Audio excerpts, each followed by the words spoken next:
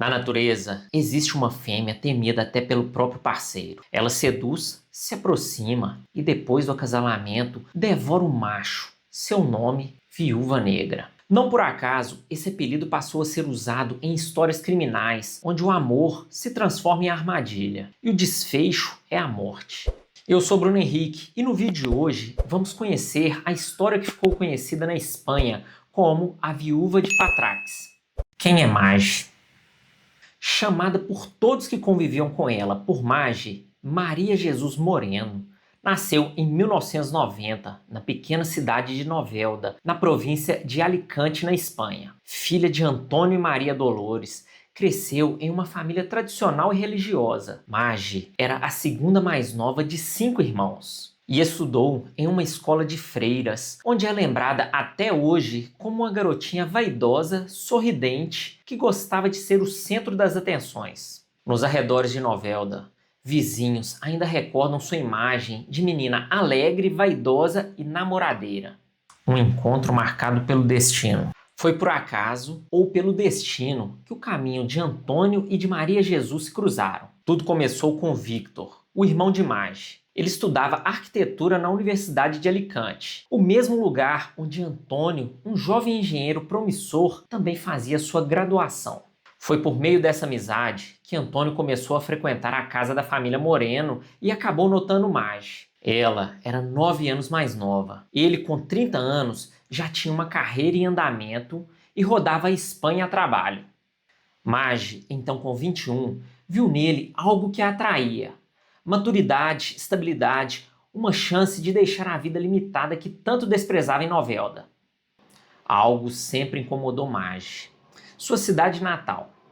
Ela nunca se sentiu à vontade em Novelda. Dizia que se sentia presa, sufocada, como se não coubesse ali.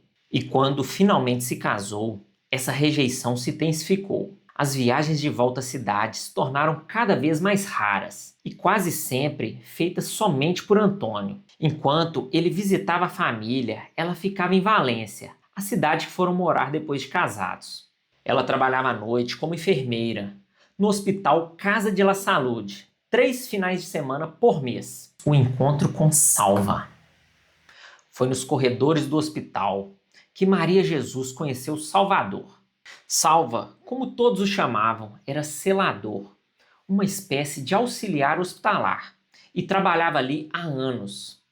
Ele é descrito como discreto, dedicado e casado com Ima, a chefe do 4º andar do mesmo hospital. Mage cruzava os corredores vestindo seu uniforme de enfermeira, e segundo uma carta escrita por ela própria, que foi interceptada pela polícia meses depois, tudo começou com um olhar. Abre aspas. Eu vi, lá estava ele, sorridente, com os olhos brilhantes, na enfermaria do 3º andar. Eu gostava dele, ele me atraía. Eu o desejava. Seu cheiro, sua presença, sua touquinha. Fecha aspas. Escreveu ela, deixando claro que o que começou como uma atração física rapidamente evoluiu para uma obsessão. Salva também se envolveu. Cercado pela rotina do hospital, foi se deixando seduzir pela presença cativante de Mage, a ponto de ser capaz de fazer qualquer coisa por ela. O crime na garagem de Patrax. Valência, 16 de agosto de 2017. Era uma manhã comum, mas antes mesmo do sol nascer, um homem foi encontrado sem vida em uma garagem no bairro de Patrax. O corpo era de Antônio Navarro, engenheiro, marido de Maria Jesus Moreno, a Mage. Ele tinha sido atacado por golpes de um instrumento pérfuro-cortante, provavelmente uma faca. O cenário era frio, silencioso e sem nenhuma testemunha. Mas o crime, calculado nos mínimos detalhes, não era obra do acaso. Dias antes, Mage havia enviado uma mensagem ao marido dizendo que trabalharia naquela noite no hospital. Uma mentira. Na verdade, ela passou a noite com um de seus amantes. Não Salva, o autor do crime, mas outro amante. Ela dividiu com o amante até mesmo a empada que havia preparado para o próprio marido. Uma parte ficou com Antônio, a outra ela levou para seu amante. Então, com tudo aparentemente sob controle, O plano se concretizou. Salva, dominado pela paixão e pelas promessas de Maggi, esperou Antônio na garagem do prédio, entrando lá com a chave que Maggi havia dado a ele. Sabia exatamente a hora que sua vítima sairia para o trabalho. Quando Antônio desceu, foi surpreendido. Sem chance de defesa, foi atacado por Salva. O autor do crime fugiu em silêncio. Enquanto isso, Maggi mantinha as aparências. Recebia ligações da família. Chorava, dizia estar arrasada. Mas horas depois, conversava com uma amiga, aliviada, dizendo: a morte dele foi uma libertação. Ela chorou no funeral, leu uma carta emocionante no altar da igreja e convenceu a todos de que era uma viúva devastada. Mas o que ninguém via era que aquela morte havia sido meticulosamente planejada e por trás das lágrimas havia uma mente criminosa responsável pelo crime, a armadilha da polícia.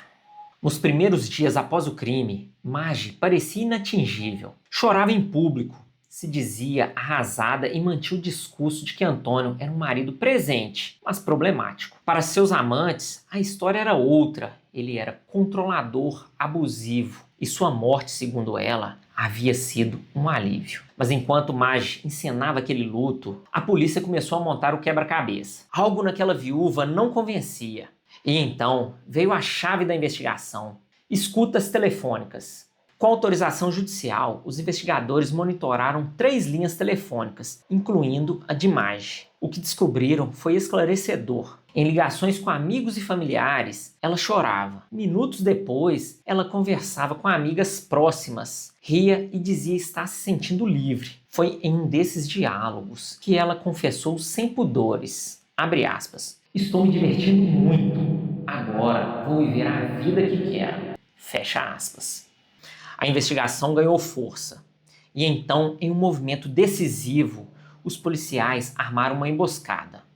O irmão de Antônio, então em uma conversa com Maggi para falar da herança, diz que a polícia já tinha pistas do criminoso. Maggi, tomada pelo pânico, fez exatamente o que os investigadores esperavam. Correu para contar tudo para a Salva. Em uma ligação interceptada, desesperada, ela alertou o amante.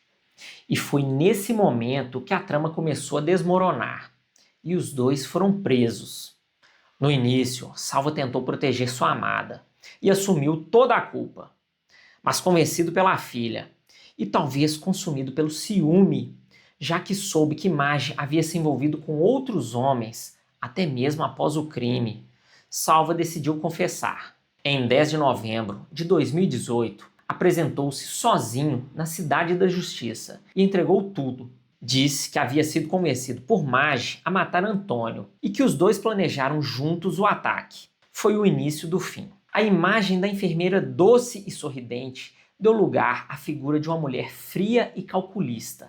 E com a confissão de Salva, a polícia finalmente tinha o que precisava. A peça que faltava para desmontar de vez o teatro da viúva. Os amantes de Maggi. As escutas e os interrogatórios durante a investigação mostraram que Salva não era o único homem envolvido com Maria Jesus. Ele era apenas uma fase num jogo maior. Na verdade, Maggi mantinha, antes e depois da morte de Antônio, relacionamentos com pelo menos 4 homens diferentes: Salva, Thomas, José e Sérgio. 4 amantes, 4 histórias paralelas e uma mesma estratégia: sedução e manipulação. Thomas, fisioterapeuta, declarou à polícia que teve um relacionamento sério com Maggi entre maio de 2016 e março de 2017. Depois disso, os encontros passaram a ser esporádicos, mas continuaram até outubro de 2017, 2 meses após o crime. Nem ele nem José, um publicitário que ela conheceu em uma balada, sabiam que ela era casada. Inclusive, foi com José que ela esteve na véspera do crime. Para eles, Maggi dizia ser vítima de um ex-marido abusivo. A lista ainda incluía Sérgio, um guarda urbano com quem ela teve uma noite intensa, poucos dias depois da morte de Antônio. Maggi o conheceu em uma boate e o fez acreditar que ela era ginecologista. Para cada homem, ela contava uma história diferente. E todos se sentiram especiais em algum momento. 2 deles, incluindo Salva, foram sondados por ela se estariam dispostos a matar por amor, o verdadeiro motivo. À medida que as investigações avançavam, um novo elemento começou a ganhar força: o dinheiro. Antônio Navarro, a vítima, não era apenas um engenheiro respeitado. Ele também era titular de 3 seguros de vidas. Após o crime, Maria Jesus começou a mover os trâmites para receber os valores dessas apólices. Quem a ajudava nesse processo era o próprio Salva, seu amante e o autor do crime. Além dos seguros, ela passou a receber uma pensão por viuvez no valor de 1.100 euros, aumentando significativamente sua renda mensal. E mais, ela travava uma disputa com a família de Antônio pela herança e exigia 30 mil euros, valor que ela alegava ter investido na compra e reforma do apartamento onde o casal morava. As conversas interceptadas mostravam que após a morte do marido, Magi estava satisfeita com a nova vida financeira. Não havia luto, não havia dor, havia liberdade e dinheiro, julgamento, condenação e a nova vida da viúva. O julgamento de Magi foi um dos mais aguardados da Espanha. A essa altura, ela já havia sido apelidada pela imprensa de a Viúva Negra de Patrax. O tribunal estava lotado, a cobertura midiática era intensa, e cada detalhe da vida de Magi, suas mentiras, amantes, carta de amor ao algoz de seu marido e a movimentação financeira foram expostos diante do júri popular. E ela se apresentou como uma mulher em luto e negava ter planejado o crime. A estratégia da defesa era tentar minimizar seu relacionamento com Salva. Mas diante das provas materiais, nada disso convenceu. Salvador, o autor material, confessou tudo. Disse com todas as letras que foi convencido por Magi a matar Antônio. Relatou que os dois planejaram juntos o ataque. O júri não teve dúvida alguma. Em outubro de 2020, Maria Jesus Moreno foi considerada culpada por homicídio qualificado como mandante. A sentença foi de 22 anos de prisão para ela e de 17 para Salva, que teve uma redução por causa da confissão e por ter colaborado com a justiça. Magi então passou a cumprir sua sentença na penitenciária de Picacente, onde rapidamente voltou a chamar a atenção. Segundo relatos de funcionários, passou a frequentar a academia da prisão e mantinha uma postura vaidosa, flertava com outros detentos. Logo, começou a trabalhar na manutenção e limpeza dos módulos. E ao que tudo indica, se envolveu com outro preso. Em pouco tempo, surgiu a notícia: Magi estava grávida, fruto de um relacionamento dentro da cadeia. Em julho de 2023, ela deu à luz a seu filho e foi transferida para outra penitenciária, onde pode ficar com o bebê até os 3 anos de idade. Imagino que, assim como eu, você deve estar achando estranho esse relacionamento dentro da cadeia. Mas, segundo as fontes, algumas penitenciárias da Espanha aceitam esse tipo de convivência entre detentos em determinados momentos. E assim, terminamos o caso de hoje. Se você gostou do vídeo, não esqueça de curtir e compartilhar para ajudar no engajamento. Se não for inscrito, inscreva-se para não perder os próximos vídeos. Nos vemos no próximo caso. Tchau!